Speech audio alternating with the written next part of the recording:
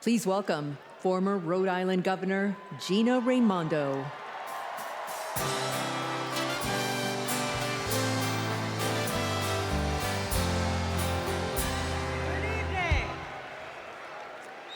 Hello, Democrats. Hello, Chicago.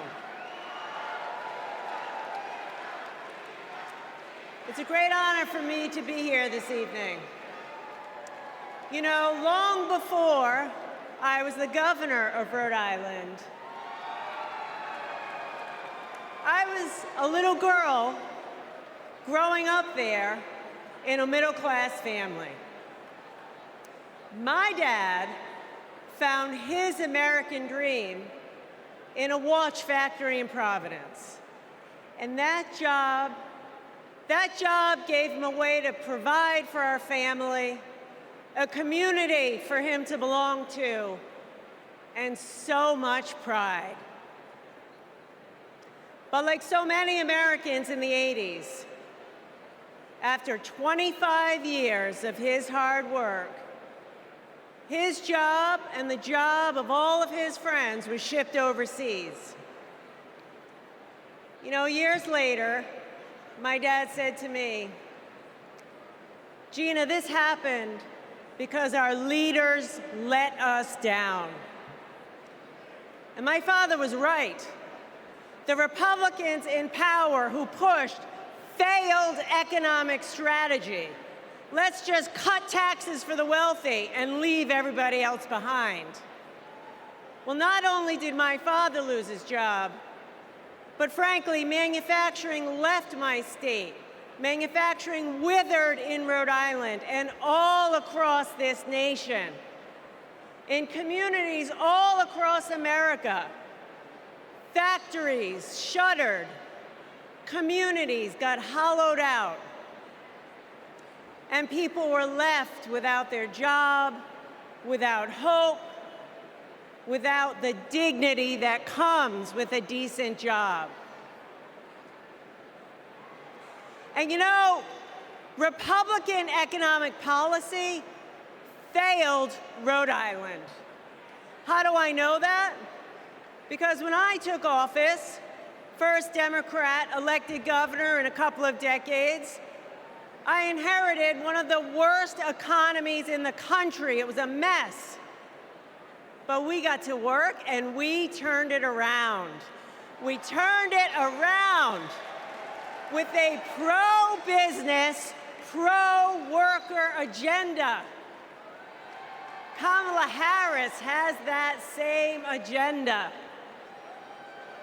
She knows we need an economy where the costs are low and opportunities abound. An economy where people can show up to their jobs with dignity and pride. She has a new economic vision for America. You know how she knows that? She knows it because just like me, Kamala Harris grew up in a middle-class home. Her mom worked to cure breast cancer by day and feed her family at night. And as an adult, Kamala worked to lock up sex offenders and violent criminals by day. And she took care of her sick mother at night.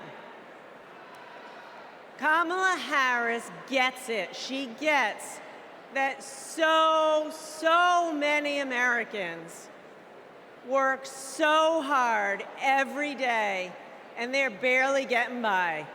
And that is not right. It is a fundamental economic principle. Hard work ought to pay off. We believe in that.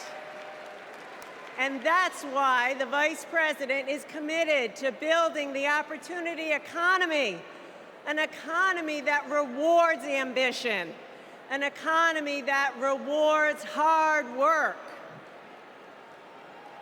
She believes in an America where everyone, regardless of who you are, what you have, where you started, you got a chance to get ahead in this country.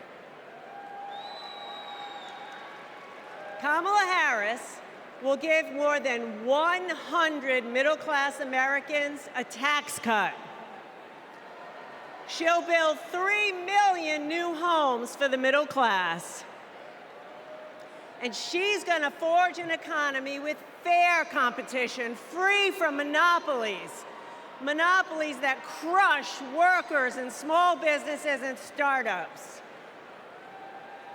Kamala Harris will make building up the middle class a defining goal of her presidency.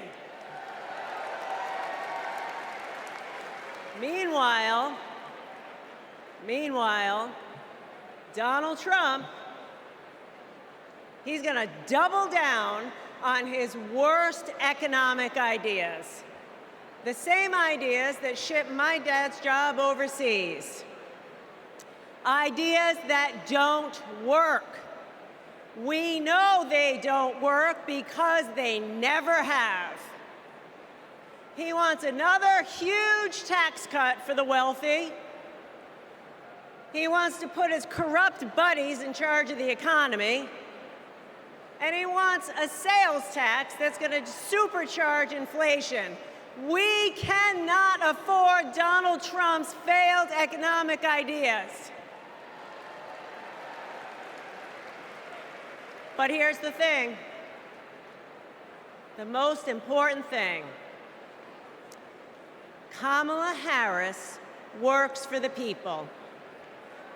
Kamala Harris works for you. And Donald Trump is in it for himself.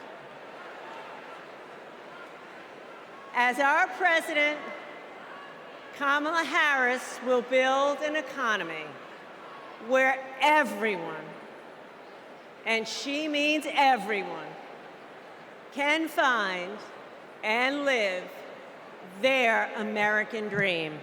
So let's put her in the Oval Office. Thank you.